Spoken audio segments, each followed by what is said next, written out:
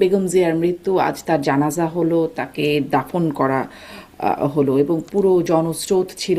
আসলে অনেকগুলো বিষয় এর মধ্যে থেকে আলোচনা করব। আপনি একটু শুরুতে যদি 1 মিনিটে আম, মানে তাকে উৎসর্গ করে বা উপলক্ষ করে কিছু বলতে চান। একটা কথা 1 মিনিটে বলি, যেটা হলো একটা মানুষ তার যে কীর্তি, তার যে অর্জন, সেটা দিয়েই শেষ হয় আসলে। মানে বেগম খালেদা জিয়াকে নানাভাবে স্টিগমাটাইজ করার চেষ্টা করা হয়েছে দীর্ঘদিন ধরে, বিশেষ করে বিগত সরকারের সময়। এতিমের টাকা লুট করা থেকে, চুরি করা থেকে শুরু করে তার লিভার সিরোসিস কেন হয় না হয়, বহু বহু কিছু বহু কিছু করা হয়েছে। কিন্তু দিনের শেষে আসলে জনগণ বা মানুষই ডিসাইড করে কে কতটুকু সম্মান পাবেন। আমার কাছে এই একটা জিনিসই আমার জীবনেও আমার শিক্ষা হয়ে থাকলো, যে মানুষ ভুল করে না। যেমন আজকে যে জানাজা হলো, যে অসংখ্য মানুষ গেল, আমি অনেক মানুষকে চিনি যারা বিএনপি করেন না, সত্যিই করেন বিএনপি, কিন্তু বেগম খালেদা জিয়ার প্রতি তাদের এই ধরনের একটা অসাধারণ শ্রদ্ধা এবং ভালোবাসার অনুভূতি তৈরি হয়েছে।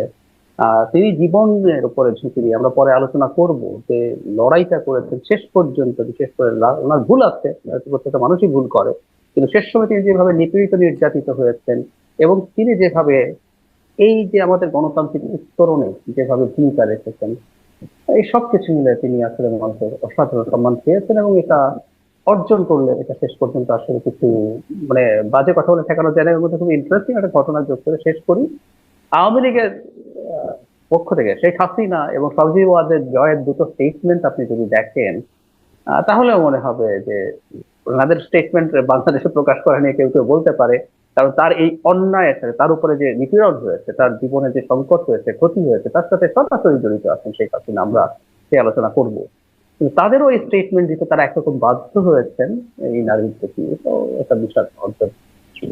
জি, এই স্টেটমেন্টটা নিয়েও একটু, যেহেতু এটা শুরু করলেন, আমি আরো আরো নিশ্চয়ই কতগুলো বিষয় আছে, কিন্তু এই স্টেটমেন্টটা আপনি উল্লেখ করছেন একদম আম, শেখ হাসিনা সজীব অজয় জয় আওয়ামী লীগের পক্ষ থেকে তাদের অফিসিয়াল ফেসবুক পেজেও দেখছিলাম যে তারা স্টেটমেন্ট দিচ্ছে। আম, কিন্তু এটিকে মানে আপনি বলছেন যে তারাও দিতে বাধ্য হয়েছে। আমি দেখছিলাম সাংবাদিক ডেভিড বার্গম্যান, তিনি বলছেন যে এটি সৌজন্যতা আর নাকি ভণ্ডামি নাকি দুটোই। আপনার কাছে আসলে কি মনে হয়, এটি সৌজন্যতা, তারা আসলেই তারা তাদের একটা রিয়েলাইজেশন, নাকি না, ডেভিড বার্গম্যান যেমনটি আরেকটা বলছেন, আসলে কি না, মনে হয়? রিয়েলাইজেশন বলছি না, দিতে বাধ্য হয়েছে, কিন্তু রিয়েলাইজেশনের জন্য বলছি না। No way. যেমন মানে শেখ হাসিনা বলছেন গণতন্ত্র লড়াই, গণতন্ত্র লড়াইয়ের একটা সবচেয়ে বড় একটা অংশ তিনি শেখ হাসিনার বিরুদ্ধে করেছেন। কারণ শেখ হাসিনা স্বৈরাচার হয়ে উঠেছে, দুজন একসাথে এরশাদের বিরুদ্ধে গণতন্ত্রের লড়াই করেছেন, কিন্তু পরবর্তীতে তার দীর্ঘ লম্বা সংগ্রামটা ছিল শেখ হাসিনার বিরুদ্ধে। আমি বাধ্য হয়েছেন এই অর্থে বলতে চাইছি, আওয়ামী লীগ যেহেতু এখন ব্যাকফুটে আছে, আমি কোনো একটা সময় বাংলাদেশের রাজনীতিতে প্রাসঙ্গিক হয়ে উঠতে চাই, তাই তারা মুখোশ করে হলেও, তারা ভণ্ডামি করে হলেও এই কাজটা করতে হচ্ছে। আমি এটা বলছি যে বেগম খালেদা যে স্টেচার এমন একটা জায়গায় গেছে এখন, তাকে এইভাবে না বলে আওয়ামী লীগ তার ভবিষ্যৎ রাজনীতি আসলে চিন্তা করতে পারছে না, বাধ্য হয়েছে। আমি কথাটা এই কারণে বাধ্য হয়েছে বলছি, এটা রিয়েলাইজেশন না। হুম, জি। আম, এবং তার জানাজায় যেখানে দেখলাম যে আসলে অজস্র মানে জনস্রোতটা তো দেখা গেছে যে দেখছিলাম টেলিভিশনের রিপোর্টাররা বলছেন যে ক্যামেরায় আটানো যাচ্ছে না, এতটা জনস্রোত এত বা এত জনসমুদ্র সেখানে। আহ, আমরা দেখলাম বিদেশি রাষ্ট্রনেতা অনেকেই আসছেন, রাষ্ট্রের বিভিন্ন রাষ্ট্রের গুরুত্বপূর্ণ নেতারা আসছেন। পাকিস্তানের উপপররাষ্ট্রমন্ত্রী ইসাকদার এসছেন, ভারতের পররাষ্ট্রমন্ত্রী জয়শঙ্কর এসছেন, আরও আরও বিভিন্ন দেশ থেকে এসেছেন, ভুটানের পররাষ্ট্রমন্ত্রী তারা এসেছেন। এটিকে আসলে আপনি কিভাবে দেখছেন? এবং এর মধ্যে একটা বিশেষ ব্যাপার হচ্ছে ভারতের পররাষ্ট্রমন্ত্রী, নিশ্চয়ই একদম মনে হয় যে একদম। একটা শত্রুতাপূর্ণ সম্পর্ক একরকমের একটা পৌঁছে গেছে বাংলাদেশের সাথে। সেখানে এই সময় পররাষ্ট্রমন্ত্রী এসে আসলেন, তারেক রহমানের সাথে দেখা হলো, কথা বলেন, মানে কি বিশেষ বার্তা কিনা। এবং একই সাথে পাকিস্তান এবং ভারতের প্রধানমন্ত্রী বাংলাদেশ, মানে দুঃখিত, পররাষ্ট্রমন্ত্রী বাংলাদেশে। জি, একদম তাই। আপনি জয়শঙ্করকে আলাদা করে দিলেন, আপনি আলাদা না করলে আমি নিজে আলাদা করে বলতাম। বাকি যারা এসেছেন প্রেডিক্টেবল। একটা কথা একটু আগে বলে রাখি, আমাদের ইসলামের নিয়ম অনুযায়ী মৃত মানুষকে যত দ্রুত দাফন করা যায় সেটা স্ট্রংলি সাজেস্ট করা হয়। কিন্তু একটু দেরি যদি হতো, আমি ধারণা করি আরো অনেক বিশিষ্ট নেতা বাংলাদেশে আসতেন। শুরু করছিলাম ডক্টর জাহিদুর রহমান বেগম জিয়াকে নিয়ে 1 মিনিট কথা বলছিলেন, আমরা কথা বলছিলাম তার জানাজা এবং সেখানে যে জনসমুদ্র, এবং সেখানে বিদেশি বিভিন্ন দেশের রাষ্ট্রের গুরুত্বপূর্ণ নেতাদের আগমন, সেই প্রসঙ্গটা নিয়ে আপনার এবং কতগুলো বিষয় আপনার কাছে ছোট ছোট করে, তাহলে একটু এই বিষয়গুলো শুনে তারপরে অন্য প্রসঙ্গে যাই। জোরে যদি বলেন, একটু জোরে। আমি আসলে শুনতে পাচ্ছেন না নীলুফার চৌধুরী বনি? আমাকে কি শুনতে পাচ্ছি? ক্লিয়ার না। আচ্ছা, আমি ছোট ছোট করে প্রশ্নগুলো করার চেষ্টা করছি যেন সহজে আপনি বুঝতে পারেন। আমরা দেখলাম আপনি বেগম জিয়ার প্রয়াণে তাকে নিয়ে, আপনাদের নেত্রী, আপনি 1 মিনিট যদি বলতে চান, আপনার কাছ থেকে শুনতে চাই। ধন্যবাদ আপনাকে। যারা দেখছেন, আমার শুভেচ্ছা অভিনন্দন, আমার সহ আলোচকের শুভেচ্ছা। আজকে আপনারা জানেন যে আমাদের বাংলাদেশে, শুধু আমি বলবো না, বাংলাদেশ জাতীয়তাবাদী দল থেকে একটা নক্ষত্র হারিয়ে গেছে বা ছিটকে পড়েছে। সমস্ত বাংলাদেশ থেকে আমি বলবো যে একটা নক্ষত্র, দেশনেত্রী বেগম খালেদা জিয়া, উনি আমাদের মাঝ থেকে চলে গেছেন। আমরা ভীষণভাবে ব্যথিত। আমরা ওনার আজকে দাফন হলো, আপনারা দেখেছেন। সেই জায়গায় আমরা বলবো যে উনি যতটা এই দেশকে দিয়ে গেছেন, কোনো কিছু দিলে যে ফেলনা যায় না, সেটা প্রমাণ হলো আজকে। বাংলাদেশের মানুষের ভালোবাসা, বাংলাদেশের মানুষের হৃদয় নিংড়ানো অভিনন্দন, হৃদয়ে নিংড়ানো সেই যে তাকে স্মরণ করা, এটা ভুলার মতো না। এটা সমস্ত ইতিহাসকে ছাড়িয়ে গেছে। আজকে আমরা ওনার আজকের এই সময়টা আমরা বলতে চাই যে উনি বাংলাদেশকে যতটুকু গণতন্ত্রের জন্য দিয়েছেন, বাংলাদেশের মানুষ বুঝেছেন যে উনি যে বিগত সরকারের ফ্যাসিস্টের সময় যে কষ্ট করেছেন, যে ওনার আপোষহীনতার কারণে সরকার যে কাজগুলো করতে পারে নাই, এবং ওনার জন্য সরকার যে টর্চার সেলটা বানিয়ে রেখেছিল, সেই টর্চার সেল। আপনি এবং আপনার দলের মধ্যেও কোনো কথা হচ্ছে কিনা, এটাকে আসলে কিভাবে আপনারা নিচ্ছেন বা আপনাদের মূল্যায়ন কি? এই আমি দেখছিলাম যে তাদের মানে এই সেই শোক বার্তার নিচের কমেন্টসগুলোর মধ্যে অনেকে মানে হাহা বা হাস্যকর হিসাবে রিয়াক্ট দিচ্ছেন, কেউ কেউ রাগ প্রকাশ করছেন। আমি আপনার কথা আসলে বুঝতে পারছি না শারমিন আপা, সরি, আমি ইন্টারাপ্ট করছি। আমি ক্লিয়ার বুঝতে পারছি না, প্লিজ। আর একবার চেষ্টা করি। জি, এখন হচ্ছে, এখন ঠিক আছে। জি, আওয়ামী লীগ সভানেত্রী শেখ হাসিনা, তার পুত্র সজীব অজিত জয়, তারা শোক জ্ঞাপন করেছেন, শোক বার্তা দিয়েছেন। এটিকে আপনারা কিভাবে দেখছেন? কমেন্ট বক্সে একরকম মূল্যায়ন দেখেছি, অনেকে হাস্যকর বলছেন, অনেকে রাগ প্রকাশ করছেন, অনেকে অভিনয় বলছেন, অনেকে আবার প্রশংসাও করছেন। ডেভিড বার্গম্যানের কথা আমি ডক্টর জাহিদের কাছ থেকেও শুনতে চাচ্ছিলাম, তিনিও বলছেন এটি সৌজন্যতা নাকি ভণ্ডামি, এরকম একটা বিষয় বলছেন। মানে নানান রকম রিয়াকশন আছে, আপনারা কিভাবে নেন? আমি এই জায়গায় বলতে চাই, আজকে যদি আমি আপনাকে প্রশ্ন করছি, আপনি বহুদিন এই দেশে ছিলেন, আজকে যদি আওয়ামী লীগের সভানেত্রী বাংলাদেশে থাকতেন আগের অবস্থায়, আজকে যদি দেশনেত্রী বেগম খালেদা জিয়া এই অবস্থায় মারা যেতেন, উনি কি ঢাকায় তার লাশটা দাফন করতে দিতেন? ঢাকায় কি 5টা লোককে এখানে জড়ো হতে দিতেন? ঢাকায় কি উনার কোনো অস্তিত্ব রাখতে দিতেন? যদি তাই না দিয়ে থাকে, আপনার মনে আছে শারমিন আপা, জাহিদ ভাই কি বলেছেন আমি শুনিনি, কিন্তু আপনার মনে আছে উনি বলেছিলেন প্রতিদিনই তো মরে, একদিনও তো মরে না। অথবা এত বছর বয়স হয়েছে, মরতে তো পারে। এই যে বিভিন্ন সময় যে কথাগুলো বলেছেন না, আমি যদি দেশনেত্রী বেগম খালেদা জিয়ার কর্মী হয়ে থাকি, তাহলে আমি বলবো যে হ্যাঁ, উনি যা করেছেন ভালোই করেছেন, উনি শুভেচ্ছা দিয়েছেন, ওয়েলকাম, মোস্ট ওয়েলকাম। বাট আমি আসলে তো উনার মতো না। আমি আরেকটু চুলচেরা বিশ্লেষণ করি বলেই আমি বললাম, যেটা বলেছেন শেখ হাসিনা অ্যাজ ইউজুয়াল বলেছেন, আজকে উনি দুঃসময় আছেন। এই বলাটা সুসময়ে থাকতে যদি এই বলাটা বলতেন, তাহলে আমরা খুব ভালোভাবে এটা নিতাম। দুঃসময় থেকে এই বলাটা যখন বলছেন, যদি উনি উনার জীবন থেকে রিয়েলাইজ করে বলে থাকেন, তাহলে ঠিক আছে, ধন্যবাদ। আর যদি উনি উনার উপরে থাকার জন্য, যে এই দুঃসময়টা উনি পার করছেন, এই সময়টা বললে মানুষের দুইটা বাহবা পাওয়া যাবে, সেই জন্য বলে থাকেন, তাহলে আমি এটাকে খুব একটা গুরুত্ব দেই না। কারণ উনি যদি প্রাইম মিনিস্টার থাকতেন আর খালেদা জিয়ার যদি এই অবস্থা হতো, উনি, আমি ড্যাম শিওর, উনি তো শহীদ জিয়ার মাজারটাকে পর্যন্ত, কবরস্থানটাকে পর্যন্ত কয়েকবার করে ভাঙতে গিয়েছে, ও হাতুড়ি শাবল নিয়ে গিয়েছেন। এমনি আমি বলছি না কথাটা। আমরা যে 17টা বছর পর, 15.5 বছর উনি ওই গণভবনে ছিলেন, আমরা কি কোনোদিন স্বস্তির ভাবে জিয়ার কবরস্থানটাকে জিয়ারত করতে পেরেছিলাম? কত রকম একজন মৃত মানুষকে উনি হিংসা করছেন, ভয় পাচ্ছেন, আমাদেরকে ভয় দেখাচ্ছেন, আমাদেরকে চলাফেরায় আপনি সীমিত আপনি করছেন। আপনি বলছেন যে যদি তিনি এই সময় প্রধানমন্ত্রী থাকতেন তাহলে আসলে এইরকম বার্তা হয়তো হতো কিনা, আপনি এইটাই দিতেন কিনা? জি।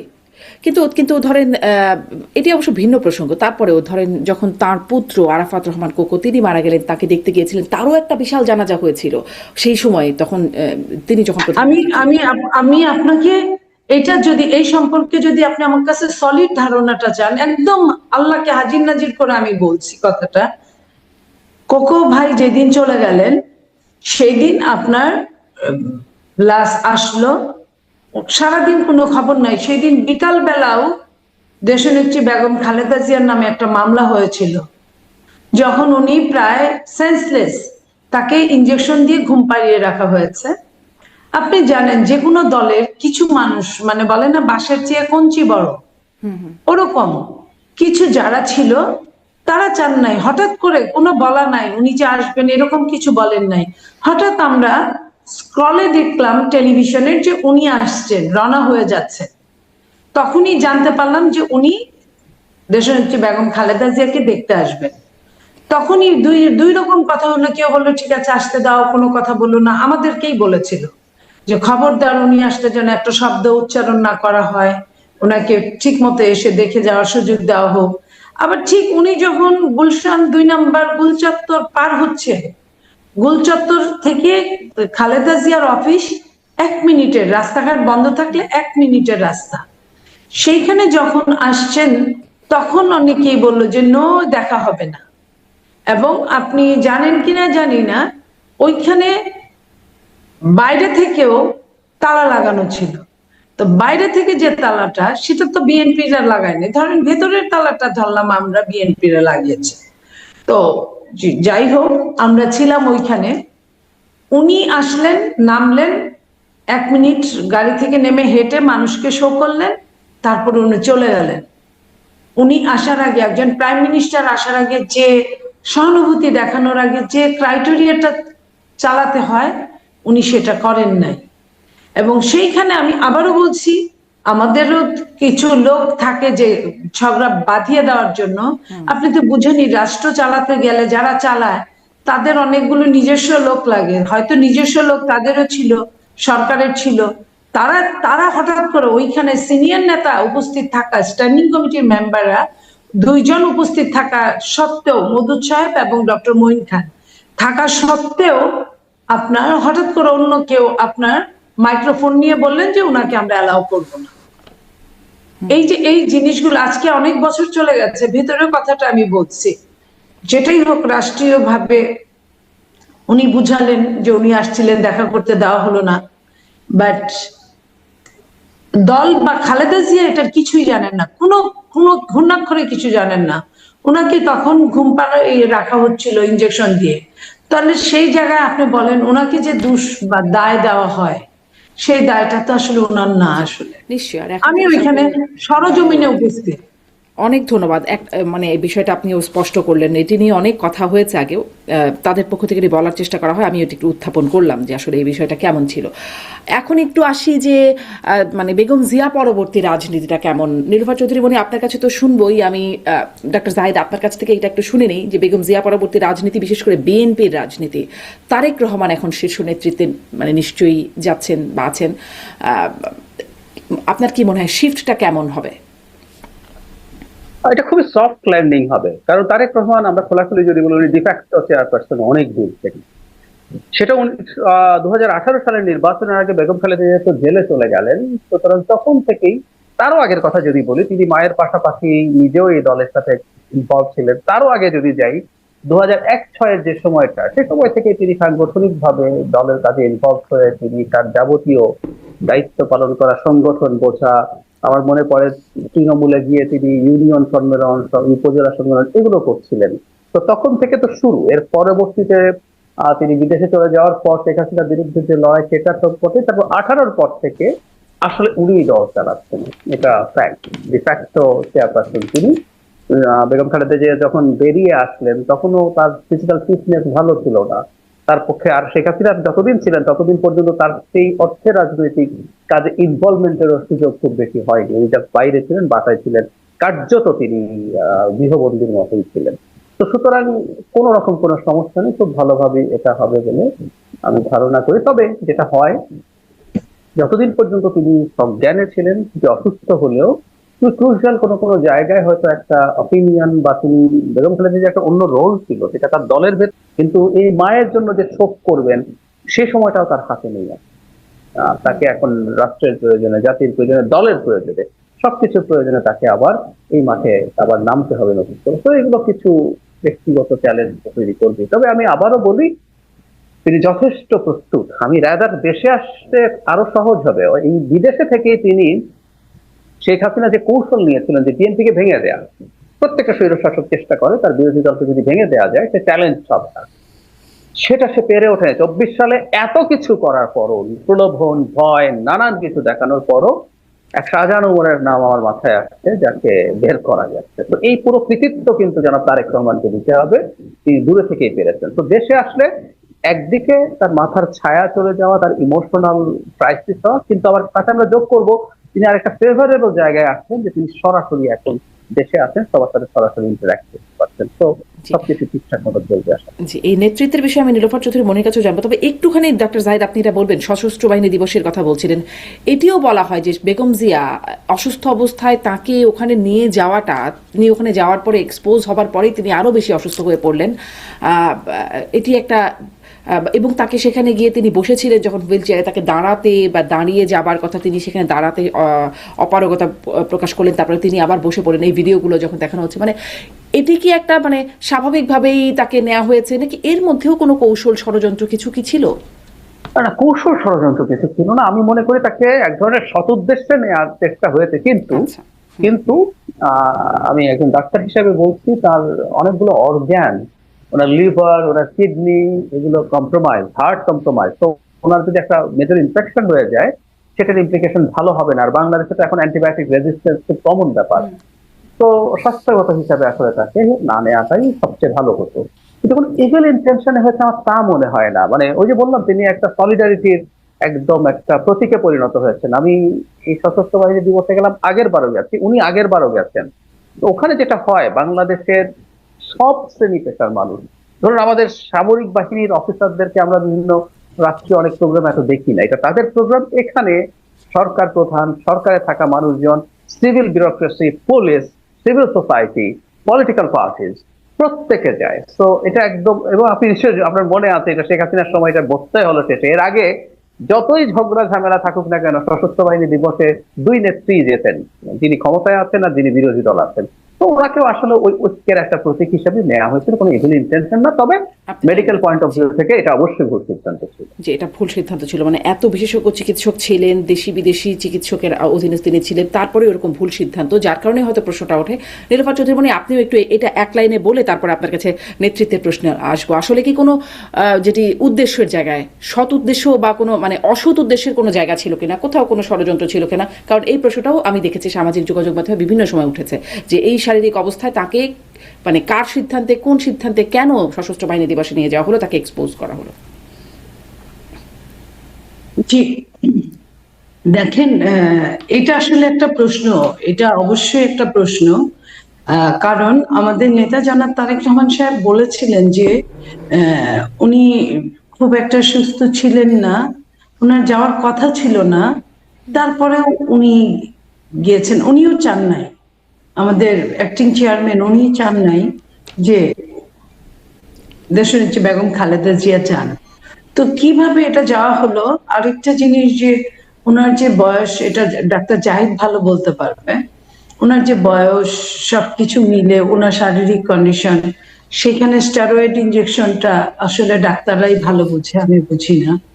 সব মিলে আসলে ওনার সেই দিন যাওয়াটা, ওনার মাস্ক ছিল না মুখে, ওনাকে অনেকেই আমি দেখেছি সোশ্যাল মিডিয়ায়, অনেকেই ওনাকে টাচ করেছে, ওনার কাছে ভিড় করেছে। এই টাইপের রুগীদের কাছে অত যেতে হয় না, এটাই আমরা জানতাম যে উনি, এবং উনি সবসময়, আমি একদিন ওনার বাসায়, উনি হসপিটালে যাবেন, তো ওনার বাসায় গিয়েছি আমরা। উনি হসপিটালে যাওয়ার দিন বা আসার দিন আমরা বাসায় থাকতাম। তো উনি হঠাৎ করে আমার মুখের মাস্কটা থুতনিতে লাগানো ছিল, উনি ওই সিঁড়ি থেকেই বলছিল যে এই মনি তোমার মাস্ক কই। এই যে উনি, ওনার সচেতনতা, সেই দিন কেন উনি আসলে, এই ঘটনাটা হলো মাস্ক ছাড়া, উনিও মাস্ক ছাড়া ছিলেন, ওনার আশেপাশে যারা ছিলেন আমরা দেখেছি অনেকেই মাস্ক ছাড়া ছিলেন, কেন আমি জানি না। তাহলে এই প্রশ্নটা তো রয়েই যাচ্ছে, এটি একটি গুরুতর প্রশ্ন যে তারেক রহমানও চাননি যে তিনি যান, এবং তাকে এরকম অনিরাপদ অবস্থায় কেন নেওয়া হলো, কারা তাকে নিল, এটারও নিশ্চয়ই একটু দেখা দরকার আসলে এর মধ্যে কোনো সত্যি কোনো অসৎ উদ্দেশ্য আছে কিনা। নিশ্চয়ই যদি আপনারা মনে করেন কখনো সেটি বের হবে। এবারে একটু আসি যে পরবর্তী রাজনীতিটা কেমন আসলে নিলোফার চৌধুরী মনি, বেগম জিয়া পরবর্তী রাজনীতি, যেটি ডাক্তার জাহিদও বলছিলেন তারেক রহমান নেতৃত্বে তিনি এখন শীর্ষে, আগেও তিনি ছিলেন ডিফ্যাক্টো হিসেবে, যেটি কথাও ছিল, কিন্তু তার উপরে এখন দলের ভার, তার অভিভাবকহীন অবস্থায়।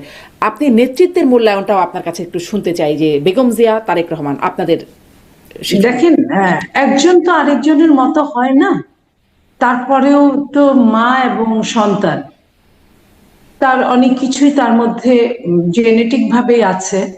এবং আপনি দেখেন, আমি একটা এক্সাম্পল দিই যে যেটা দেশনেত্রী বেগম খালেদা জিয়া সারা জীবনে কাউকে ওইভাবে কমপ্লেইন করে নাই। আওয়ামী সরকারের এত টর্চারের মধ্যে থেকে উনি কিন্তু খুব বাজে কথা বলেন নাই। তো এবং 5ই আগস্টের পরে ওনাকে বিভিন্নভাবে প্রশ্ন করলেও কিন্তু উনি এই ব্যাপারগুলোতে তেমন কোনো আনসার করেন নাই। তো সেই একই ধারাবাহিকতায় আমি যদি বলি, বিবিসিতে যখন অ্যাক্টিং চেয়ারম্যান সাক্ষাৎকার দিলেন, তখন কিন্তু একটা জায়গায় বলেছিলেন তারা, সাংবাদিকরা, যে আপনি কি প্রতিশোধ চান আপনাদের সাথে যা করা হয়েছে? উনি বলেছিলেন আমরা প্রতিশোধ চাই না, আমরা বিচার চাই। এই যে বিচার চাওয়ার প্রতিশোধ চাওয়ার মধ্যে কিন্তু যোজন যোজন দূরত্ব, যেটা একসময় শেখ হাসিনা তার বাড়ি, সরকারের বাড়ি চলে যাওয়ার পরে ধানমন্ডির, উনি বলেছিলেন যে তোমার বাড়িতে আমি ঘুঘু চড়াবো, এবং উনি পরবর্তীতে ঘুঘু চড়িয়েছেন। বাড়িতে শুধু বাড়ি ছাড়া করেছেন তাই না, সেই বাড়িতে প্রায় 5টা বোধহয় 15 তালা করে বিল্ডিং উঠিয়ে ফেলেছেন, যাতে কোনোদিন ওই বাড়িটা ভেঙে না নিতে পারে। কারণ খালেদা জি এমনি মানবিক ভীষণ, সে তো কোনো কিছু ভেঙে তার জন্য নিতে হবে এটা তো সে চিন্তাই করতে পারে না। তো সেইখানে এই কাজটা করেছে, ঘুঘু চড়িয়েছে। পাশাপাশি আমরা দেশনেত্রী বেগম খালেদা জিয়া এবং জনাব তারেক রহমান, ওনাদের দুইজনের কাউকে আমরা এই ধরনের কথা বলতে শুনিনি। এবং অ্যাক্টিং চেয়ারম্যান যখন আমাদের নেতা বিদেশ থেকে এসে বক্তব্য দিলেন লন্ডন থেকে, সেই বক্তব্যটা আপনার, তার সমালোচকরাও তার সুনাম করেছে। সেখানেও কারণ আমি কোনো কিছু বলা ছিল না, ব্যক্তিগতভাবে কোনো কিছু টানা ছিল না, একটা ড্রিম ছিল বাংলাদেশকে নিয়ে, যে যে ড্রিমটা নিয়ে সে কাজ করতে চায়, যে উই হ্যাভ এ প্ল্যান। তো এই জায়গাটা, এই কথাগুলো, এবং শান্তি শান্তি শান্তি, আপনার একের অধিকবার শান্তি যে চেয়েছেন, বলেছেন আপনি, আমি বা আমরা যারা রাজনীতি করি, আমাদের কাছে দেখেন আমরা কিন্তু এই ধরনের কথা বলি না। আমরা কিন্তু একজন একটা বললে আমরা তার উল্টা আরেকটা ডিবেট করি, বাট উনি কিন্তু ডিবেটে যান নাই, উনি শান্তি শান্তি এবং শান্তি চেয়েছেন। তো এই জায়গাগুলো থেকে, এবং আজকের ওনার মা গতকালকে থেকে চলে যাওয়ার পরে ওনার দায়িত্ব, সবকিছু মিলে আমার কাছে যা মনে হয়েছে, আমার কাছে মনে হয়েছে যে উনি পারবেন। জি, তবে আমি আবারও আপনার বলছি, কাছে এইটাও একটু শুনি ছোট্ট করে, যে তাকে আমরা আসলেই, আপনি যেটি বলছেন, তাকে আমরা বিনয়ী হিসেবে দেখছি, বেশ মিষ্টভাষী, স্বল্পভাষীও বটে দেখা যাচ্ছে তাকে এই সময়ে। বিষয় মানে এই বিষয়গুলো আসলেই অনেক প্রশংসিত হচ্ছেন। তিনি যেভাবে গিয়েছিলেন আর যেভাবে ফিরে আসলেন, তার মধ্যে কি একটা পার্থক্য আছে নাকি মানে একই রকম পার্সোনালিটি? দেখেন, একটা জিনিস, একটা কথা, সেটা যে উনি দেশনেত্রী বেগম খালেদা জিয়ার মতো, যে খালেদা জিয়া স্বল্পভাষী ছিলেন, প্রয়োজনের অতিরিক্ত খুব একটা কথা বলতেন না। উনিও কিন্তু প্রয়োজনের অতিরিক্ত খুব একটা কথা বলেন না। তো উনার এই জিনিসটা আগে থেকে এটা জেনেটিকই ছিল, আছে। আর উন্নত দেশে এতগুলো বছর থেকেছেন, আমি বলবো না যাওয়ার সময় কি ছিল। যাওয়ার সময় একটা প্রায় মৃত, প্রায় অর্ধমৃত একটা মানুষ ছিল যখন উনি যান। আর যখন উনি ফিরে এসেছেন উন্নত দেশের চিকিৎসা নিয়ে, উনার আগের চেয়ে হয়তো বা অনেকটাই উনি সুস্থ। তো সেই জায়গা থেকে উনি 17 বছর একটা উন্নত গণতান্ত্রিক দেশে লাইভ লিড করেছেন। সেইখানে তার তো না বলতেও অনেক কিছু শেখা হয়ে যায় একটা জায়গায় ইউজ টু হয়ে গেলে। সেটা আছে, পাশাপাশি পারিবারিক যে শিক্ষাটা সেটাও আছে, পারিবারিক যে রাজনৈতিক চর্চাটা সেটাও আছে। সবকিছু মিলে আমি বলবো যে আমরা ভীষণভাবে আশাবাদী। তবে আমি আবারও বলছি, প্রত্যেকটা মানুষ তার নিজের মতো, একজনের মতো আরেকজন না হতে পারে, তার চেয়ে ভালো করবেন, হতে পারেন উনি তার মতো করবেন, ওনার মা ওনার মায়ের মতো করেছেন, ওনার বাবা ওনার বাবার মতো করেছেন। আমি এইভাবেই জাস্টিফাইটা করতে চাই আপাতত। অনেক ধন্যবাদ। অনেক ধন্যবাদ নীলোফার চৌধুরী। উনি সামনে নিশ্চয়ই তার নেতৃত্ব দেখার জন্য নিশ্চয়ই অপেক্ষমান। আমি ডাক্তার জাহিদ আপনার কাছ থেকেও এটি শুনতে চাই। এইখান থেকে শুরু করি যে আসলেই তার পার্সোনালিটিতে কোনো পরিবর্তন আসছে কিনা, মানে যাবার মুহূর্তে বলতে ঠিক যে মুহূর্তে দেশ ছাড়ছেন বা অসুস্থ অবস্থায় সেই অবস্থার কথা আমি মিন করছি না। তো সেই সময়টাতে মানে যাওয়ার আগে তার যে ভাবমূর্তি, তার যে অবস্থান রাজনীতিতে বা তার যে ক্যাপাসিটি ছিল, এবং আসার পরে সেই সব কিছুর তুলনা করে তার পার্সোনালিটিতে আপনি মনে করেন যে পরিবর্তন এসেছে, নাকি তিনি মোটা দাগে একই রকম? আমি আসলে পার্সোনালিটির ব্যাপারটা তুলনা করতে পারবো না, কারণ হচ্ছে তিনি যাওয়ার আগ পর্যন্ত যখন 2001-06 সালে যে সরকার ছিল, সে সময় প্রচুর তথ্য ছিল এবং অনেক কিছু প্রোপাগ্যান্ডা ছিল। বিশেষ করে 1-11 সময় প্রচুর তথ্য, প্রচুর রিপোর্ট এসেছে। অন্তত একজন সম্পাদক জনাব মাহফুজা নাম পাবলিকলি স্বীকার করেছেন এবং অ্যাপোলোজাইজ করেছেন যে সেই সময় তারা অনেকগুলো নিউজ ছাপিয়েছেন, যেগুলো একদম নাম তুলে বলেছেন একটা গোয়েন্দা সংস্থা যে তাদের সাপ্লাই করা, এখন উনি ওনার এডিটোরিয়াল যে উইজডম সেটা ইউজ না করেই থাকেন। হ্যাঁ, তার সেই জন্য প্রায় কারণে 100 মামলা হয়েছিল তার বিরুদ্ধে। এক্স্যাক্টলি, তো সেই কারণে যেটা বলছি যে তার ওই সময়কার পার্সোনালিটি সম্পর্কে আমি নিশ্চিতভাবে বলতে পারবো। তবে একটা মেজর পরিবর্তন যেটা দেখি সেটা বলছি, এখানে ইনফ্যাক্ট ওনার সময়ের সাথে সাথে ওনার বয়সও বাড়ছে, উনি ম্যাচিওরড হয়ে উঠছেন আরো। মনি আপা যেভাবে বললেন যে তিনি একটা উন্নত দেশে দীর্ঘ সময় অবস্থান করছেন, আমি যেটা দেখি তার প্রস্তুতি দেখি। সাম্প্রতিক সময় কিন্তু তিনি প্রচুর কথা বলেছেন ভিডিওতে তার দলের বিষয়ে, বাংলাদেশ নিয়ে সেক্টর ওয়াইজ তিনি কি কি করতে চান। তিনি খুবই তার মাথা থেকে কথা বলেন, এমন একটু দেখলে দেখবেন ভিডিও উনি রিড আউট করছেন, এটা আপনার মনে হবে না উনি রিড আউট করছেন না, উনি একটা চিন্তা মাথা থেকে বলছেন। তার হয়তো প্রতিটা পরিকল্পনার সাথে আপনি শতভাগ একমত হবেন না, আপনার নিজের হয়তো অল্টারনেটিভ প্ল্যান থাকতে পারে, কিন্তু তার পরিকল্পনা আছে। এবং এটা শেখ হাসিনা পতনের আগে থেকে তিনি বলছেন, উইচ ইজ ভেরি ইন্টারেস্টিং। মানে শেখ হাসিনা পতন হবে কোনোদিন তারপর আমি ভাবতে শুরু করবো তা না, শেখ হাসিনা পতনের আন্দোলন চলছে, লড়াই চলছে। অনেকে তো শেখ হাসিনাকে 2024-এর নির্বাচনের পর 2041 পর্যন্ত থেকে যাবে বলে দেখছিল, কিন্তু ওনার ওই প্রস্তুতি আছে। আর যেটা সবচেয়ে গুরুত্বপূর্ণ ব্যাপার, আমি আগে উনি আসলে ওনার পাবলিকলি তো অ্যাভেলেবল অনেক কথাবার্তা ছিল না, আমি আপনার এখন সার্চ করলেও খুব বেশি পাবো না, কিন্তু এই এটা নতুন কিনা বলতে পারবো না, কিন্তু যে জিনিসটা সবার দৃষ্টি আকর্ষণ করছে সেটা হচ্ছে উনি যখন দেশে ফিরে এসছেন তখন যে বক্তৃতা করেছেন, বা এছাড়াও এর বাইরে থেকে যখন কথা বলেন, বা আজকে তিনি যখন কথা বলতে দাঁড়ালেন, মানে আমার খুবই ইন্টারেস্টিং লেগেছে। এই ধরনের ক্ষেত্রে সন্তানদের মধ্যে যিনি বড়, ইনফ্যাক্ট তার এখন একজন সন্তানই আর বেঁচে আছেন, সেই মানুষটা যা বলে এর বেশি কিছু বলেন নাই। একদম টিপিক্যাল আমাদের দেশে সব বড় সন্তানটা দাঁড়িয়ে বলে আপনার কাছে যদি ঋণ থাকে জানাবেন, আর মা বা বাবা যদি কোনো কষ্ট দিয়ে থাকেন আপনাকে ক্ষমা করবেন। অথচ আজকে ওকে একটা প্ল্যাটফর্ম ছিল না, এবং এটা কোনো ভুল নাই। তার জীবনের যে নিপীড়ন, খালেদা জিয়া এবং তারেক রহমান সহ তার উপরে টর্চার করেছিল 1-11 সরকার, কিন্তু তাকে নানা রকম মামলায় জের পার করে দেশে আসতে বাধা দিয়েছিল শেখ হাসিনা। একটা দুটো বাক্য, একটা দুটো শব্দ কষ্ট থেকে চলে আসতে পারে, কিন্তু আসেনি। এবং খালেদা জিয়াও এটা করেননি, ইনিও করেননি। তো হয়তো কারো কারো কাছে বেশি মনে হতে পারে, কিন্তু আমি বিশ্বাস করি একজন স্টেটসম্যান হওয়ার জন্য যে জায়গা, সেই জিনিসটা তিনি আসলে এখন অনেকটাই নিয়ে এসেছেন, যে কারো প্রতি ক্ষোভ বিদ্বেষ, সেটা দেশে হোক বা বিদেশে হোক, আপনি রাষ্ট্রের সার্বভৌমত্ব নিশ্চিত করবেন, তার জন্য আপনার ভারতের সাথে বিদ্বেষ তৈরি করতে হবে না। আপনি আপনার রাইটের জায়গাটায় শক্ত থাকেন, কিন্তু শত্রুতার দরকার নেই। আওয়ামী লীগের ন্যায় বিচার হতে, আওয়ামী লীগের যারা যারা অপরাধ করেছে তাদের বিচার করতে হবে, কিন্তু বিদ্বেষ ক্রমাগত ছড়িয়ে যাওয়া, বলে যাওয়া ওকে এই করে ফেলবো সেই করে ফেলবো। মজার ব্যাপার হচ্ছে যারা আজকে অনেক এসব কথা বলছে, তার চাইতে এই পরিবারটা তার চাইতে অনেক বেশি সাফার করেছে, কিন্তু তারা এটা করছেন না।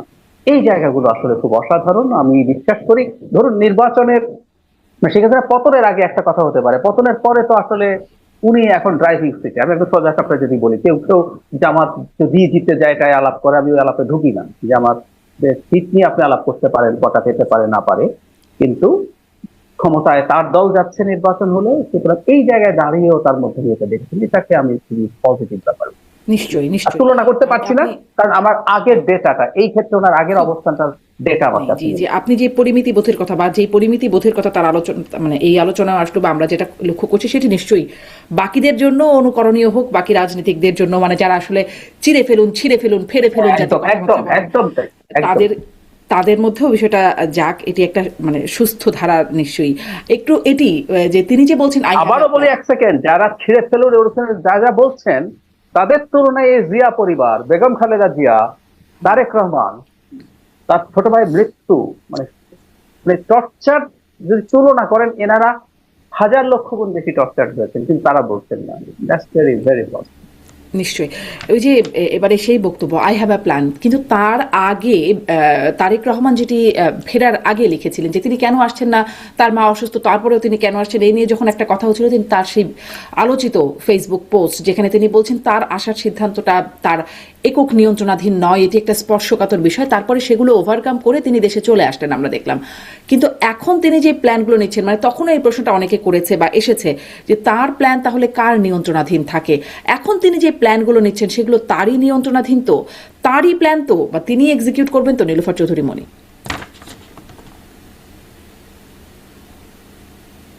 মনি আবার শুনতে পেয়েছেন? আমি জিজ্ঞাসা করছিলাম, আবার বলেন, আমি ক্লিয়ার শুনি।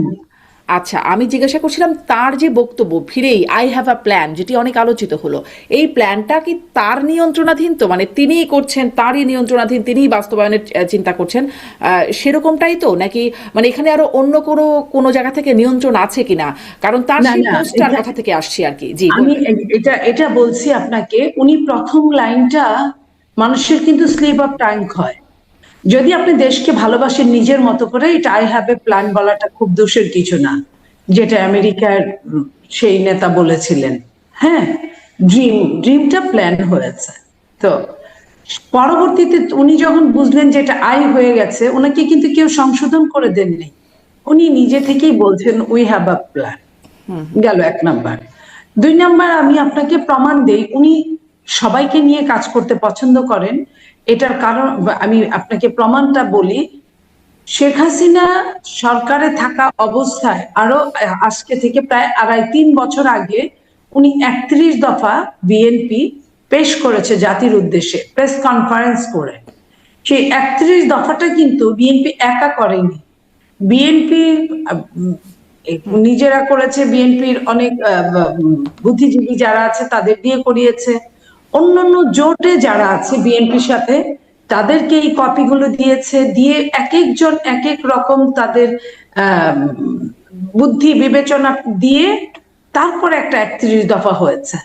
তো এই যে এটা নামটা হয়েছে বিএনপির, কিন্তু বিএনপি কিন্তু অস্বীকার করে না, বিএনপি সবার সহযোগিতা নিয়ে 31 দফা করেছে। পরবর্তীতে সমস্ত বাংলাদেশে এই 31 দফাটা আপনার সেমিনার সিম্পোজিয়াম করে জনগণকে জানিয়েছে, লিফলেট করে এটা জনগণকে বলেছে বিএনপি এই ধরনের স্বপ্ন দেখে, এই স্বপ্ন বাস্তবায়ন করতে চায় যদি বিএনপি পাওয়ারে আসে, যদি রাষ্ট্র পরিচালনার ক্ষমতা তার হাতে থাকে। তো এই যে এটা থেকে প্রমাণ কি হয় না, তখন কিন্তু উনি ভার্চুয়ালি সবকিছু করতেন। তো ভার্চুয়ালি সবকিছু করতেন, সব দল জোটের সাথে বসতেন, নিজ দলের সাথে বসতেন, নিজ দলের বুদ্ধিজীবীদের সাথে বসতেন, এবং অন্য আমাদের দল সাপোর্ট করে না। আমি মনে করেন যে ডাক্তার জাহিদ এখানে আছে, ডাক্তার জাহিদ এক সময়, এখন করেন কিনা আমি জানি না, মান্না ভাইয়ের দলটা করতেন, করি না পদবি। এখন, হ্যাঁ একসময় করতাম তিনি। হ্যাঁ সেই। তো তারপরও আমার যদি ভুল না হয়, ডক্টর জাহিদও কিন্তু বিএনপির অনেক জায়গায় আমন্ত্রিত অতিথি হয়ে যান, অনেক রকম বুদ্ধি অ্যাপ্লাই করেন। তাকে মনে করা হয় যে ছেলেটা অন্য 10 জনের চেয়ে একটু ব্যতিক্রম বুঝে, সেই জন্য বিএনপি তাকে কিন্তু বিএনপি করার জন্য একবারও মনে হয় বলে নাই যে আপনি বিএনপিতে জয়েন করেন। সো এই জায়গায় এটা নট অনলি জাহিদ, এটা এই টাইপের আরো অনেকেই আছে যারা বিভিন্ন লেখালেখির সাথে জড়িত, টকশো করে না, লেখালেখির সাথে জড়িত। তাদেরকে নিয়েও আপনার বিএনপির একটা ব্রেইন নামে একটা সংগঠন আছে, সেইখানে কিন্তু বিভিন্ন দলের লোকজন, তাদেরই বরং বেশি অগ্রাধিকার ওখানে। তো আমি 2-1 দিন গিয়েছি, আমি তাদেরকেই দেখেছি। তো সেই জায়গায় আমি বলতে চাই যে তারেক রহমান সাহেব উনি অবশ্যই সবাইকে নিয়েই ওইভাবে প্ল্যানটা মজবুত করবেন, সাপ্লাই করবেন এবং বাংলাদেশে এটা আপনার বাস্তবায়িত করবেন যদি উনি সুযোগ পান। আমার কাছে এটা মনে হয়েছে মোটা দাগে। জি, অনেক ধন্যবাদ ইলোফার চৌধুরী মনি। এই বিষয়ে আমি খুব ছোট্ট করে ডাক্তার জাহিদের কাছ থেকে শুনবো, তবে আপনাদের কাছে আরেকটা প্রশ্ন আমি করে রাখি, যেটি একদম শেষ প্রশ্ন হিসেবে আপনাদের কাছে জানতে চাইবো যে যেহেতু বছরের শেষ দিন, এই বছরটা কেমন গেল, গুরুত্বপূর্ণ বিষয়গুলো যদি আপনাদের কাছ থেকে ছোট ছোট করে জানার সুযোগ হয়। ডাক্তার জাহিদ, তার আগে এটা একটু বলেন যে I have a plan, we have a plan. আমি আসলে প্রশ্নটা এই অ্যাঙ্গেল থেকে করছিলাম, তিনি তার নিয়ন্ত্রণটা তারেক রহমানের পুরোপুরি তার হাতে, তো আর কোথাও থেকে তার নিয়ন্ত্রণ নেই তো, যেটি তিনি লিখছিলেন যে তার একক নিয়ন্ত্রণাধীন নয় তার সিদ্ধান্ত, সেজন্যই আসলে এই প্রশ্নটা করা। ডাক্তার জাহিদ, আমি একটা জিনিস খুব স্পষ্টভাবে বলি যে ক্ষমতায় থাকা আর না থাকা কিন্তু ডিফারেন্ট ব্যাপার। উনি যত বড় দলেরই নেতা হন না কেন, তিনি এখনো বাংলাদেশের প্রধানমন্ত্রী নন। ফলে অনেক সিদ্ধান্তই তার পক্ষে নেওয়া কঠিন হয়ে যাবে। এখন বাংলাদেশের ক্ষমতায় ভিন্ন দেশ আছে, নানান রকম খেলোয়াড় দেশের ভেতরে এবং দেশের বাইরে আছে তো। এবং কেউ কেউ মনে করে এটা তাদের লাইফ টাইমের জন্য শেষ চান্স, এমন চান্স তারা আর পাবে না বাংলা যদি ডেমোক্রেটিক প্রসেসে দিতে চায়। কিন্তু এই মানুষটাই যখন নির্বাচিত হয়ে, যদি নির্বাচিত হন, আমি মোর দ্যান কনফিডেন্ট, যদি নির্বাচিত মোটা দাগে যদি ফেয়ার নির্বাচন হয়, নির্বাচিত প্রধানমন্ত্রী হবেন। যখন তিনি দেশের ড্রাইভিং সিটে আসবেন, এবং জরুরি কথা শারমিন, সেটা হচ্ছে জনগণের ভোটে আসবেন, which is very important. Sheikh Hasina যখন ম্যান্ডেট, শেখ হাসিনা বলে না, তারেক রহমানও যদি জনগণের ম্যান্ডেট ছাড়া কোনোদিন ক্ষমতায় থাকতে যান, তখন তার হাতে আসলে আর অনেক কিছু থাকবে না।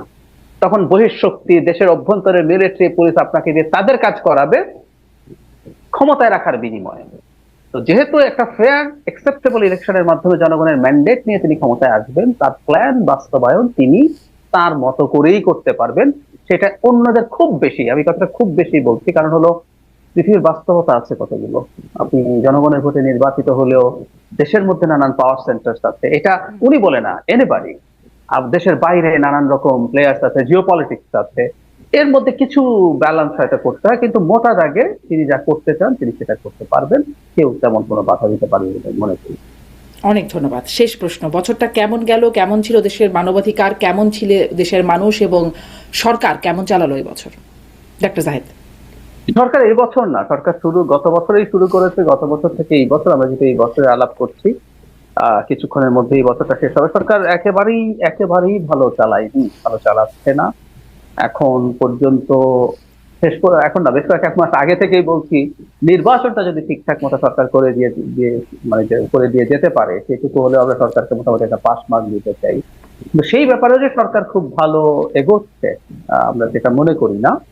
এখনো আইন শৃঙ্খলার অবস্থা যথেষ্ট ভালো না।